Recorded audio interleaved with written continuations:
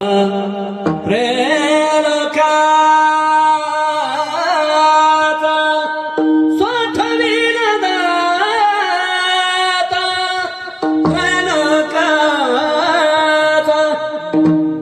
पराधिकारी माझे महाराज बर का, सावता महाराज.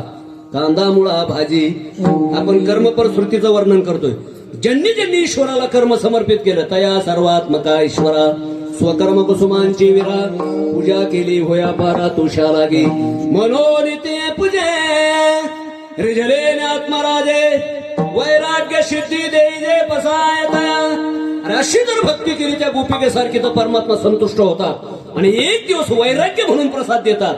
मनोनिते पूजे रिझले आत्मराजे वैराग्य सिद्धी देई जे पसायता. ज्या दिवशी वैराग्य मिळतंय त्या दिवशी ज्ञान टिकल्या जातं बर का. वैराग्य वाचवणे काही ज्ञानाशी दगणीची नाही. महाराज ज्ञानाशिवाय जीवनाला कृतार्थता नाही. येशाम न विज्ञान तपोन दानम न ज्ञान गुणम न शिलो न धर्म ते मर्त्य लोके भूमिभार भूता मनुष्य रूपेण मृगांशरंती. अशी महाराज अवस्था झाली. वैराग्य मिळालं, वैराग्याने अंतःकरण शुद्ध झालं. मग येवोनी गोपाळ राहे तेथे साठविला हरी जिहे हृदय मंदिरी यांची सरली रधार झाला सफल व्यापार. हात छोड कर जात है प्रभु अंतर जानत ये हृदय से जाए तो मर्द कहेगा तो